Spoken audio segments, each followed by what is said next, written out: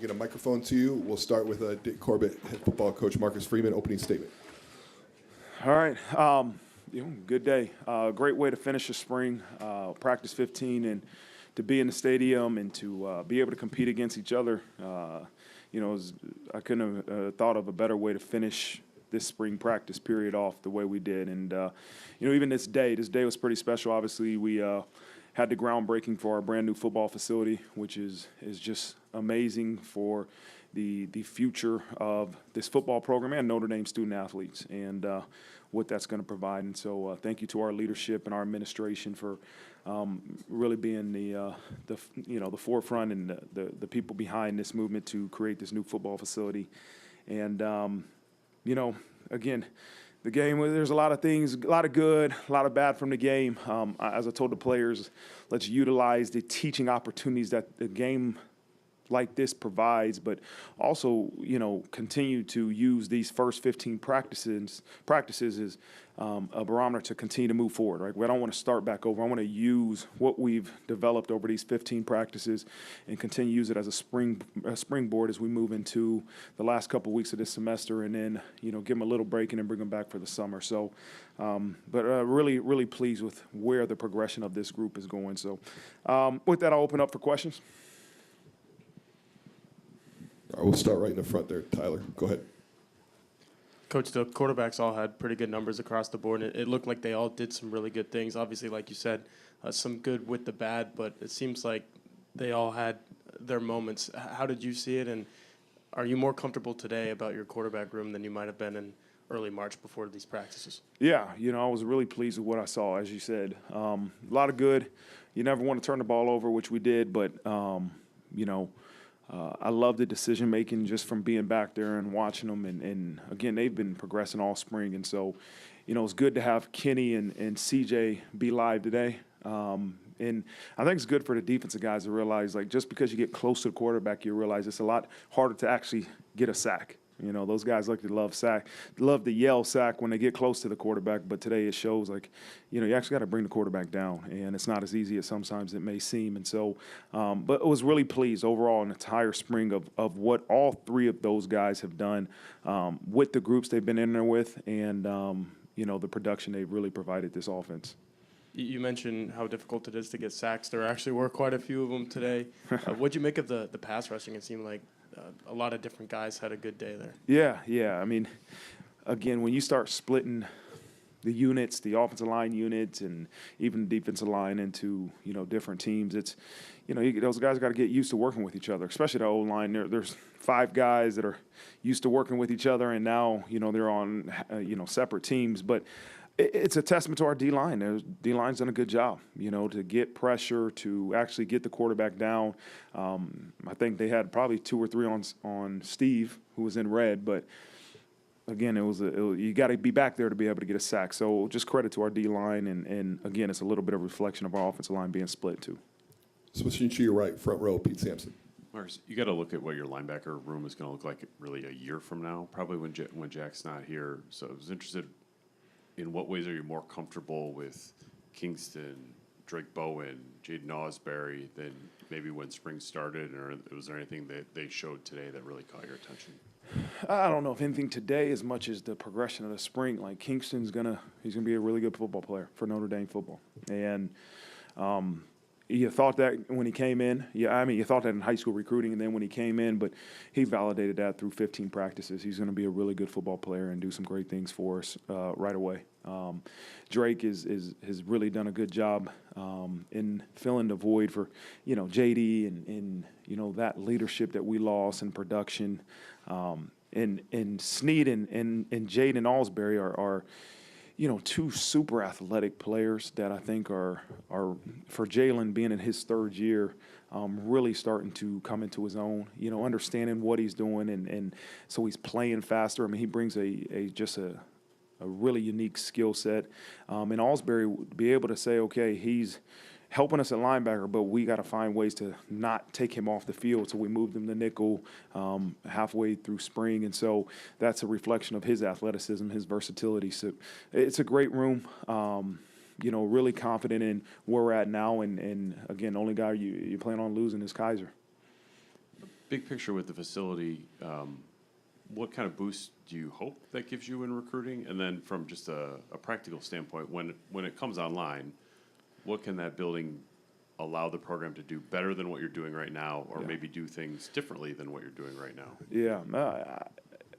If we've ever lost to a recruit because of facility, then that probably isn't a loss, right? And so I want to make sure I answer that first, that our facility has never been a recruiting disadvantage for us. And, but what it does is it shows the recruits that you have in your current players the vision you have for the future. We've outgrown the building we're in, right? That's the number one reason we had to create a new building. The numbers in college football have just grown in terms of the staffs, the players. It's just grown.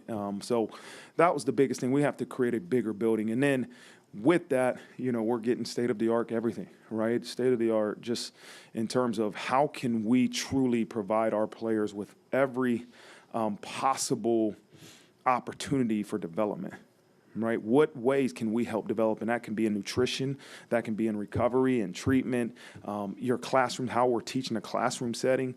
And I think it's really important that as we build a new building, it's about giving the current players and the future players every possibility to really develop and reach their full potential. And that's the vision behind it. All right, back to your left, back row right in front of me. Marcus, a lot of new faces in the running back position group. You're working them in. What did you see from that position specifically today? Nia's played well. He played really well, and it was good to see in some live. We didn't have a whole bunch of live periods throughout spring, and so for Aeneas to go out there and make some big plays, and I think the thing for me, I said this on the live broadcast, is that what prevents running backs from playing at a young age is protection. Right, is pass protection. It's not being able to run with the football. Like, that's why we recruited them. We know they can run with the football, but being able to trust them in the pass protection, he's grown tremendously there. And he's the one that stuck out to me more than anything. Justin Fisher had a good day today. Being a local guy, I'm sure he had a lot of people here watching him. But it was really good to see Aeneas. I know Jabron kind of got tweaked a little bit, his ankle, I think, towards the second half. And we move a guy like Devin Ford, who's been playing nickel and defensive back all spring, to running back because of Jabron going down. I think Fisher got banged up a little bit, and he goes and he does a great job. And it's like those are the guys to me that you need in your program, versatile guys that have so much value. He's going to help us on special teams. He's unselfish and gone to defense for the spring, and now to come back in the spring game and play offense, like Devin Ford is going to help this football team. And then also on offense, Chris Mitchell, huge catch today. What is it like having a deep threat like that on this team? It's big. That's why we got him from the portal. We knew he could help this team, and we've seen it on film, and he's had a really good spring. There's been days we've kept him out for precautionary reasons, but, it's good when we go live and let him go and throw the ball deep to him. He makes some big plays, and he's going to help us.